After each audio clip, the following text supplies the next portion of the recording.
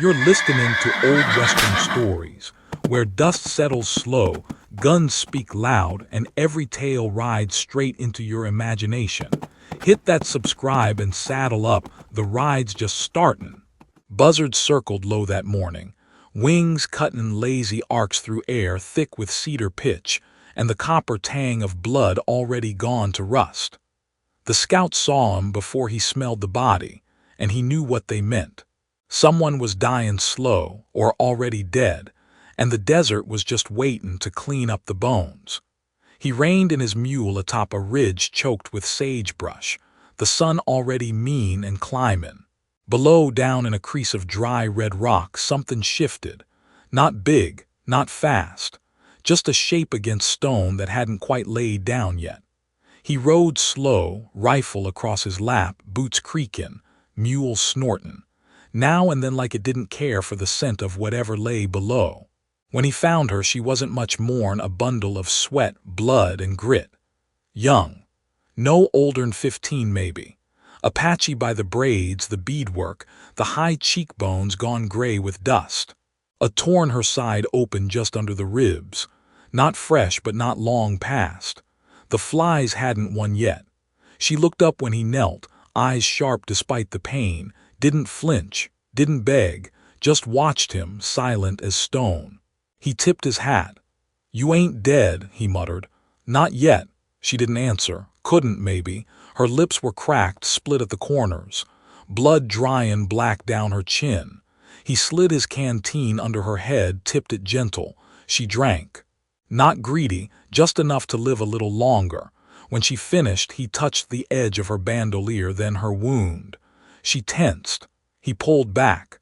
"I ain't here to finish what someone started," he said. "But you won't last 2 hours out here."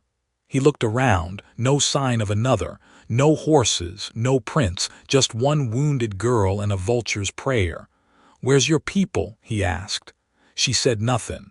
Her eyes drifted closed, then opened again.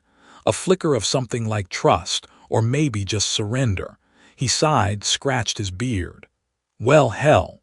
Took him near 2 hours to rig the sling between the mule and the travois."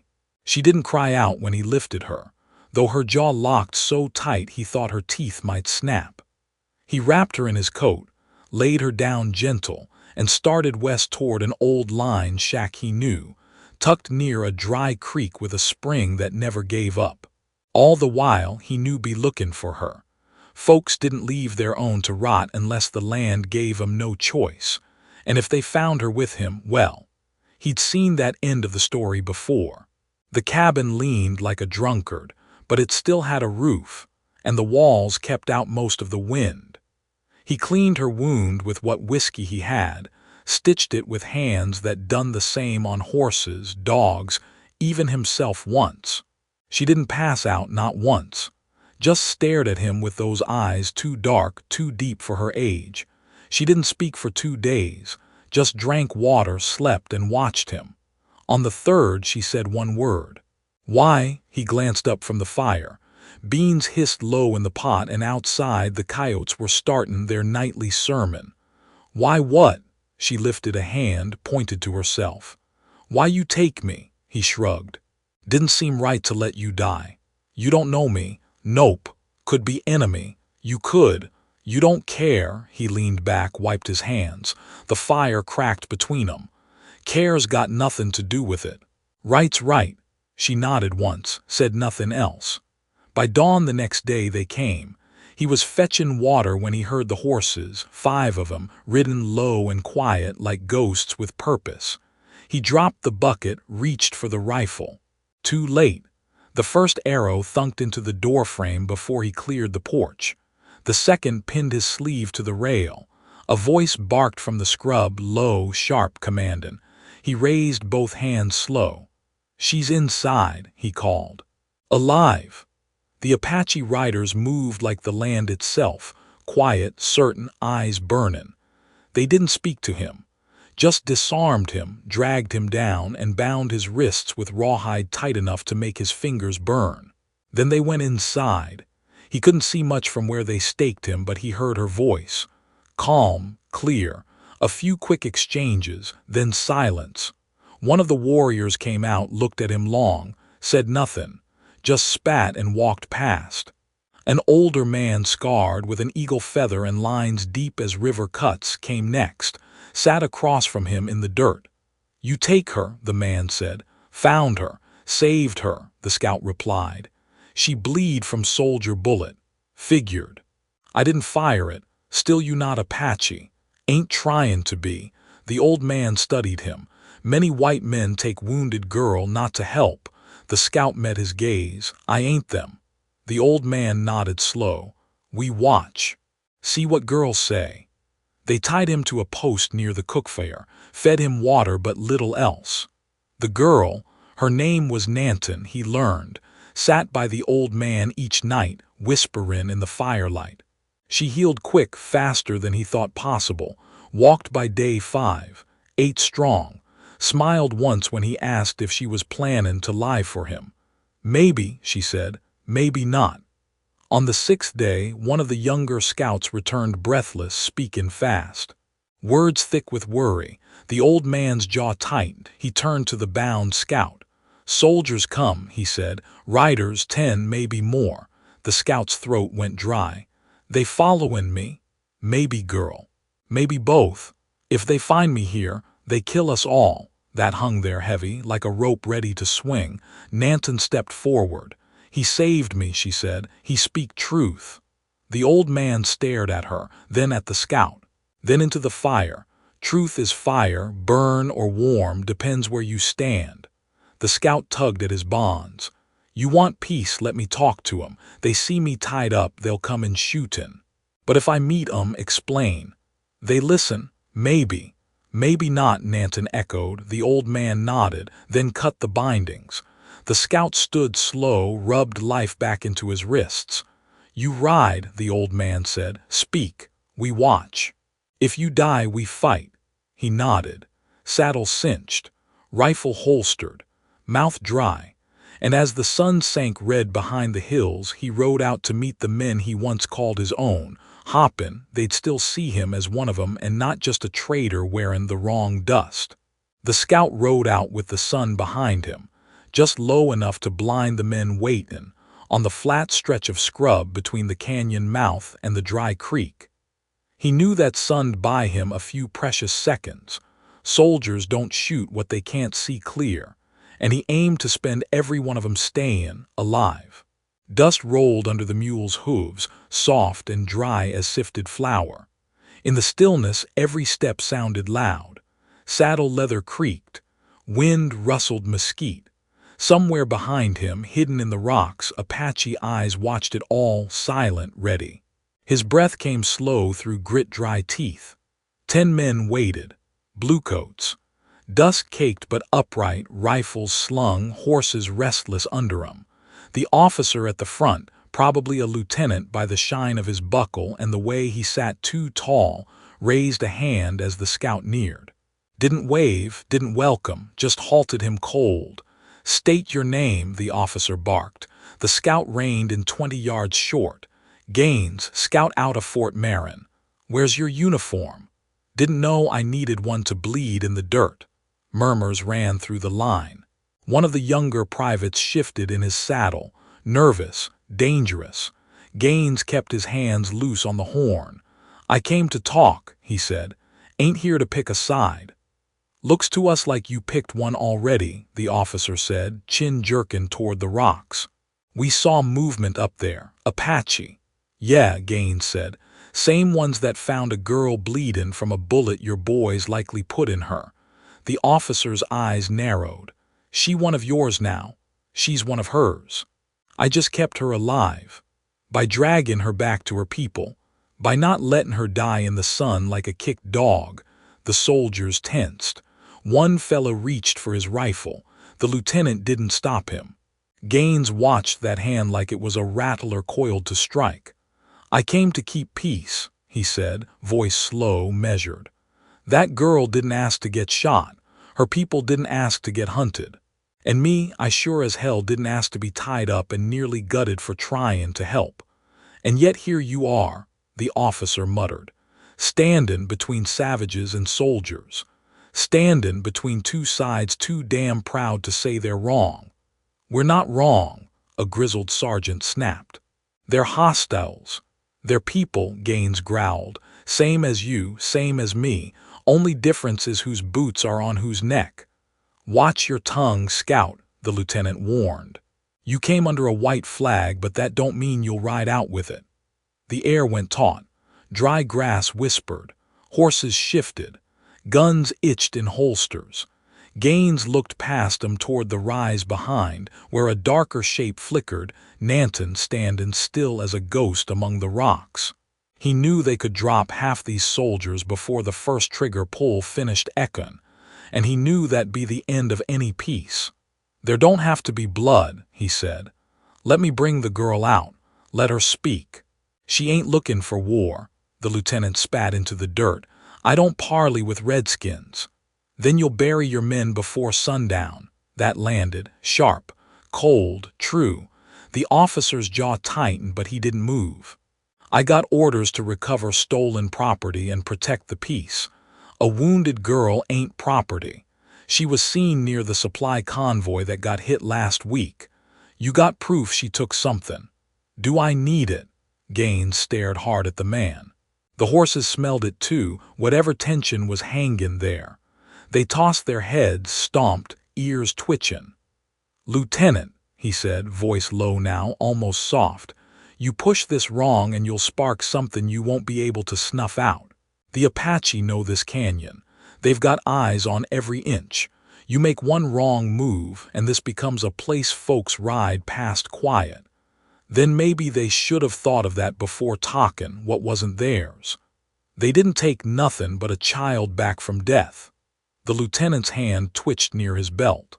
"Not a gun, not yet, just nerves, or ego, or both." Gaines raised a palm. "Let me bring her, let her speak. You don't trust me, fine, but maybe you'll trust the truth when it walks up on its own 2 feet. She speaks English. Enough to shame most of us." The lieutenant hesitated. Looked around at his men. Some nods, some frowns, none steady. "You got 10 minutes, he muttered. "Then we ride in." Gaines turned slow, every step measured, like the wind itself might tip the balance. As he passed the rocks, Nanton slipped down to join him. No words, just those dark eyes questioning. He gave a nod. She followed, down the trail, toward the soldiers. And into the kind of stillness only 2 things ever make, a grave or a peace holding its breath. They stopped short of the line. The soldiers stiffened, fingers twitching. Nanton stood tall. Blood crusted her side, but she didn't flinch. "I am not thief," she said. Her voice rang clear, higher than Gaines expected, but firm. "You shoot me, leave me, he saved me." "Who's he?" the sergeant barked. "This man," she nodded. "Scout Gaines, he not Apache, not soldier. Just man." "That don't prove nothing," another snapped. "Could be trick." "Why would she lie?" Gaines asked. "So we don't kill her," the sergeant spat. Nanton stepped forward. "Kill me then." The words hung there. The wind blew sharp across the flats, carrying the scent of sage and sweat and gun oil. Not one man moved. The lieutenant stared at her, then at Gaines. His jaw ticked. His fingers hovered. Gaines tensed. He saw it there in the lieutenant's eyes. Something brittle, cracking, not from fear, from pride. From the idea that if he backed down now he'd never stand tall again. That he'd be the officer who blinked. The one who hesitated. Gaines opened his mouth to speak. Didn't get the chance. Behind the soldiers, one of the privates twitched wrong. Horse spooked. Rifle clattered. The sound cracked like a whip. Instantly chaos. The mules screamed. Horses reared. Someone shouted. Someone fired. The shot split the air like a snapped bone, and everything went sideways. Horses screamed. Hooves tore at the dirt. Rifles flew up and eyes went wide and wild. The world shrank to noise and motion and the bite of panic running off the leash. Gaines dropped fast, shoulder hitting hardpack, fingers clawing for the rifle slung crosswise on his back. He didn't fire, didn't shout, just scanned. Fast, precise. The lieutenant was yelling orders, drowned by the chaos. A second shot cracked from the ridge, Apache arrow this time, hissing through the wind and thudding into a saddlebag just inches from a private's leg. The private fired back blind, bullet popping, dust a foot from Nanton's bare feet. She didn't flinch, stood rooted like the only steady thing in the canyon. Her eyes weren't on the shooter, they were on Gaines, waiting, trusting, or maybe just reckoning. Either way, he saw it, and it was enough. "Hold your fire," Gaines roared, voice cutting through the thunder like a whip crack. "Damn it, hold it." Didn't matter who he was shouting at, all of them heard it. Soldiers paused, fingers froze, horses trembled. He stood up slow, one hand raised, the other tight on his rifle. Eyes scanned both ridgelines, then the soldiers, then Nanton. "Nobody dies today," he growled. "Not for pride. Not for panic." The lieutenant had his pistol drawn, aimed toward the ridge. "We're being ambushed. You're starting a war," Gaines cut in. Over a slipped stirrup and nerves tighter than a snake in a drum. Another arrow thunked into the dirt. Then silence. No wind. No bird call. Just the breath of 20 men all waiting for the next sound to tell them what world they still lived in. Nanton stepped forward. Dust clung to her legs, blood crusted on her side. She raised her arms, not high, not begging, just steady. "No one wants war," she said, voice carrying like prayer over a grave. "Not me, not them, not him." She nodded toward Gaines. The soldiers watched her like she was speaking a spell. The Apache warriors on the ridges shifted, not retreating, not pressing, just watching, weighing. Gaines turned toward the lieutenant. "You still got that white flag?" The officer didn't answer. Just glared. "You wave it now," Gaines said, voice low and rough, "or you bury 10 men by nightfall." One of the older soldiers stepped forward. "Sir, we can't win here." The lieutenant's lip curled, but he didn't argue. Didn't nod either. Just took the flag from his saddle roll and lifted it slow. Gaines exhaled. A breeze picked up, dry and hot, running, crossed the flat like it was tired of holding its breath. Nanton lowered her hands. The Apache warriors stood from the rocks, still armed but calm, watching, waiting. Gaines stepped forward and turned to face both sides at once. "Let's speak plain," he said.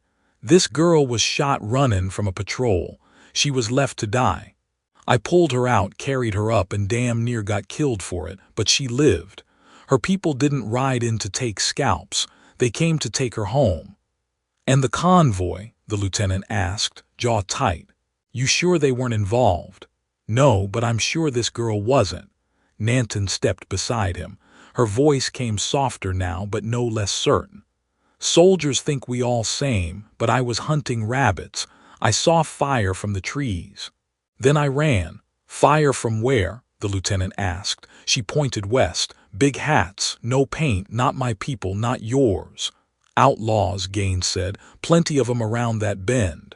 "You think they hit our supply line and pinned it on the Apache? Wouldn't be the first time." The lieutenant looked at his men. Their eyes weren't hot with fight anymore. Just tired, suspicious, sure, but no longer rabid. Then he looked back at the ridges, still lined with shadows, still ready. "Even if you're right," he said, "how do I explain this to command?" "You tell the truth," Gaines said. "Tell 'em you followed your orders, made contact, avoided a war. Hell, that's more than most officers can claim." The lieutenant said nothing, then lowered the flag. He holstered his pistol, turned to his men. "Stand down."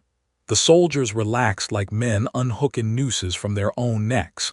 Weapons dropped to sides. Shoulders eased. One even laughed, soft and sharp, like he couldn't believe he was still breathing. Gaines turned to the ridge. Raised a hand. "They're standing down," he called. "So do we." The warriors stepped out into view. No charge, no shout, just men with bows and rifles and years of pain behind their eyes. The old one stepped forward, looked to Nanton. She nodded once. He looked to Gaines. "You speak peace," he said. "Let's see if it holds." And then it broke, a gunshot from the south trail, fast, sharp, close. One of the soldiers' horses screamed and bucked. A bullet tore through its flank. The beast fell, took the young rider with it. Then came the second shot. Then the third, not Apache, not army. Echo carried different, lower, faster than a musket, sharper than a bow. Bandits. Gaines turned west, eyes narrowing. 3 riders common fast, bandanas over mouths, dust risen behind 'em. Hell, he muttered. It asterisk was outlaws. The lieutenant spun, rifle common up. Defensive circle now. Too late, Gaines shouted. He pulled Nanton down just as the first rider fired again, bullet snap cracking past her ear. The Apache warriors scattered to the rocks, already fearing back. Soldiers scrambled to form a line, but they were pinned. Horses flailed. Men cursed. One outlaw cut hard and rode straight for the flag bearer. Another headed for the ridge. Gaines raised his rifle, lined up the shot, then paused. That second rider he wasn't fearing. He was carrying something slung over the saddle, a satchel, marked with the army seal. They've got the stolen goods, he roared. They planted the blame. The lieutenant turned, eyes wide. What the hell do we do? Gaines didn't answer. Just sighted the rider's chest, exhaled slow and squeezed. Gaines pulled the trigger. His Sharp's rifle kicked his shoulder like a mule, the crack tearing through the canyon louder than bone break-in. The rider tumbled sideways, arms flailing wide, rifle clattering off into the brush. The stolen satchel flew from the saddle and hit dirt hard. Mule reared behind Gaines, snorting like hell opened its doors. Then the canyon lit up. Lead flew like locusts, dust exploding under boots and hooves. Soldiers scrambled into cover, fearing, wild, cussing louder. The Apache melted into stone and shadow, bows singing death into the wind. Every arrow landing quiet as breath but hard as thunder. Gaines ducked behind a boulder, reloaded fast, eyes cutting the field. One of the outlaws rode straight through the middle like a devil on fire, fearing, 2 pistols and howling nonsense. A bullet clipped Gaines' coat and slapped bark off the tree behind him. He rolled, came up crouching, aimed again, dropped the screamer mid-howl. Another rider went down with an arrow straight through the thigh, screaming in 2 languages. Horses screamed too. One fell, rolled, crushed a man beneath. Dust curled up thick and sour with sweat, gunpowder, and blood. Amid it all, Nanton moved like a thread of smoke, slipping through chaos, head low, fearless. She reached the fallen satchel, dragged it to cover behind a rock, and threw it open. Inside, tins, shells, a cavalry map, markings on it red as sin. She looked up, caught Gaines' eye across the mess. He nodded once fast, she understood. The lieutenant crawled to his side, shirt dark with sweat, cheeks scraped raw. That the stolen gear? Looks like it. Then this whole damn thing, set up. By who? Ask the one shooting at us. Gaines fired again. Another bandit went down hard, tumbled under his horse's legs. We're getting split, the lieutenant growled. If we don't flank 'em, you flank, your boys'll get chewed up. Got a better idea? Gaines looked to the ridge. The Apache war chief was there now, rifle across his chest, hand raised once. He gave a signal. 3 shadows peeled off behind the rocks, moving fast and low, curving toward the outlaw's rear. Gaines nodded. They'll circle. Give 'em 2 minutes. You trust 'em. You got a choice. No, the lieutenant snapped. I don't. And then he stood in full view. Fire low and hold line, he shouted. Cover the flanks. His men blinked, stunned, but obeyed. Orders like that come from a man too mad or too brave to argue with. Arrows hissed past. Bullets popped overhead. Gaines stayed low, working methodical fire, reload, fire again. One of the bandits broke off, heading for Nanton. She didn't run, just pulled a small pistol from her belt. Gaines back up and waited. When the rider got close, she fired, missed wide. He raised his rifle. Then his horse shrieked, arrow in its side, and toppled. The man hit the ground rolling, rifle clattering out of reach. She didn't hesitate, charged him, knocked the wind from his lungs with the butt of the pistol, sat on his chest, eyes flaming. "You aim to kill me now," she hissed. He said nothing, just spat. Soldiers started pushing forward, the tide shifting. The Apache flanked hard, fast, smoke signals risen from the canyon mouth. The bandits panicked. One dropped his weapon and ran, didn't make it far. Gaines didn't know whose bullet dropped him, but the man never stood again. Within minutes it was over. 2 bandits dead. 3 vanished into the hills. 1 left squirming under Nanton's boot. The satchel still lay open, that red-marked map flashing in the sun like a wound that wouldn't close. The lieutenant staggered forward, rifle still raised. "That the last of 'em?" Gaines scanned the ridge. "Looks like." The old Apache leader stepped down, slow and sure, met the lieutenant halfway. They looked at each other a long time. No words, just a nod between 2 men who'd both seen too much. Nanton stood up, leaving the outlaw coffin in the dirt. "He carries lies," she said, looking at Gaines. "You feel it." Gaines crouched, grabbed the outlaw by the collar, jerked him to his knees. "You planted that gear," he growled. "Made it look like the Apache hit the convoy." The man laughed, low and bitter. "Didn't have to try hard. Y'all were ready to believe it." "Why?" The outlaw didn't answer. Gaines backhanded him. "Who paid you? Don't matter now. It does to me." The man's eyes flicked to the lieutenant. "Ask your brass." "What the hell does that mean?" the lieutenant snapped. "It means," the bandit rasped, "someone wanted this canyon red. And they were willing to pay for it." Gaines looked to the map again. Red X's, fort routes, Apache camps. Somebody wanted war. The lieutenant picked up the satchel, face pale. "And we damn near gave it to 'em." The Apache chief spoke then.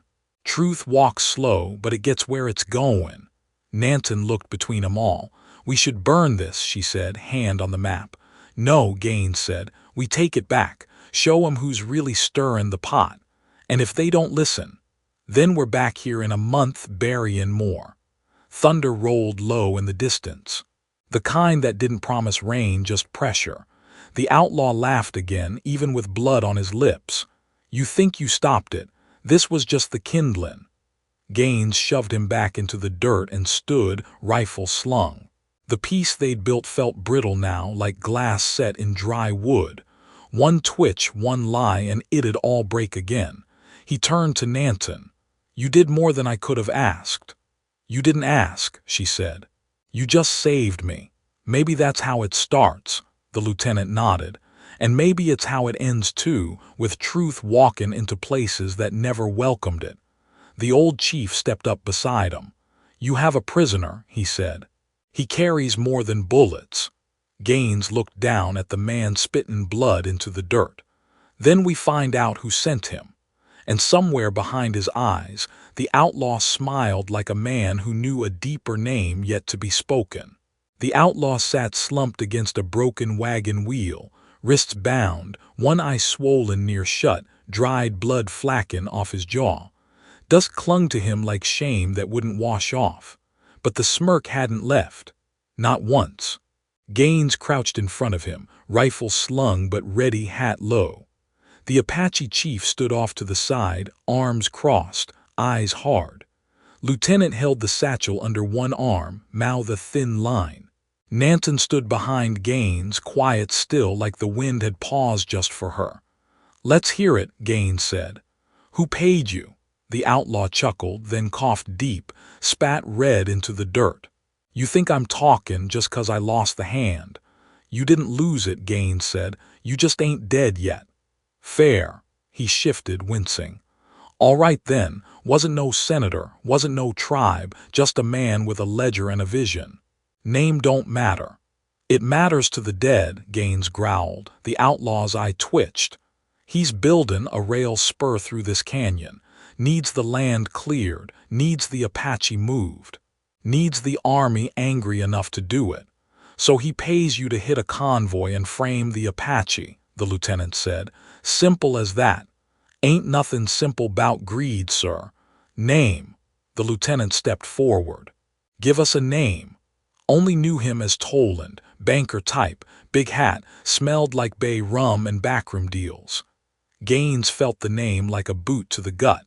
Toland runs the Dry River line. Had interests in every rusted track from here to Tucson. And the men he hires don't come cheap, the outlaw muttered. That satchel's just a taste. He figured you'd all tear each other up and he could pick the bones clean. The chief stepped forward then. This man cannot walk free. He won't, the lieutenant said. He'll hang. By whose rope? The chief asked. Silence stretched like old leather. Gaines stood up, looked between them. We all bleed the same, he said. But justice ain't always one size. Then what do you propose? The lieutenant asked. You let the Apache take him. He killed your men, the chief said, framed my people, opened the door to war. And if you hang him, he dies silent, Nanton said, voice steady, sure. All eyes turned to her. But if he lives, if he talks before judges, maybe more names come out. The chief stared at her. And if they do not believe him, then at least we tried truth before blood. The wind picked up, dry, honest. Gaines looked down at the outlaw. You willing to talk under oath? The man laughed. To save my own neck. Hell yes. Then you'll ride with me, Gaines said, to Dry River. That place won't be happy to see you, the lieutenant warned. Ain't been happy to see me in years. You'll need witnesses. Gaines nodded. Looked to Nanton. You common? She shook her head. My place is here with my people. She looked to the lieutenant. And yours is with yours, but if the path ever crosses again, choose peace first. The lieutenant met her eyes, nodded once. Slow. Gaines looked to the chief. He walks under my word. Then your word holds weight, the chief said, for now. They broke camp that afternoon. The canyon was quiet, wounded from the fight but breathin' still. Bodies were buried. The bandit was tied to the mule, jaw tight, eyes wary. Gaines rode with the satchel across his saddle horn, that map still folded inside like a sealed confession. At the edge of the canyon, Nanton stood watching. She raised her hand as he passed. He tipped his hat, said nothing. Some things don't need words. The trail back to Dry River was long and the sun rode high and merciless. But the land felt different now. Not healed, just honest. Gaines didn't speak much. Neither did the outlaw. But when they hit the first ridge and saw the town spread out below, dry streets, tin roofs, the scent of dust and coal drifting up, he felt the weight of it settling. Dry River had always been a place where truth got bent, buried, or burned. Maybe not this time. They rode in slow, and folks stared like they'd seen a ghost dragon, a memory behind him. At the sheriff's office, Gaines dropped the reins and walked in, dust thick on his boots, eyes sharp. Sheriff looked up, blinked twice. Well, I'll be damned. Not yet, Gaines said. Got something you ought to hear. And so he told it. The map. The satchel. The plan to spark a war with lies and bullets and profit. The outlaw backed it all up, twitching in the cuffs, sweating, under the eyes of a man who'd seen too many stories turn bad. They wired it out, names, evidence, the whole coiled mess. A judge got word. An investigation kicked. And Toland's name didn't stay clean long. Weeks passed. And when the dust settled, not all the guilty paid, but the right folks started asking harder questions. Gaines didn't wait to see how it ended. He left quiet just like he arrived. Rode out east where the grass grew higher and the land remembered better days. He heard Nanton's people held their ground. No blood spilled since. Soldiers rotated out, lieutenant gone, maybe promoted, maybe not. And the canyon, still there, still wide, still echoing with things left unsaid. Sometimes when the wind's right, Gaines swears he can hear Nanton's voice on it, not calling, just reminding. That mercy can ride taller than vengeance, that truth slow but steady, and that sometimes the smallest choice, carrying a wounded girl out of the sun, can stop a war before it starts. You've been riding with old Western stories. If the tale hit your mark, give it a like, drop a comment about your favorite part, and ring that bell so you don't miss the next trail we ride. Don't forget, hit that subscribe so you're always in the saddle, and you'll always be ready when the next story rides in.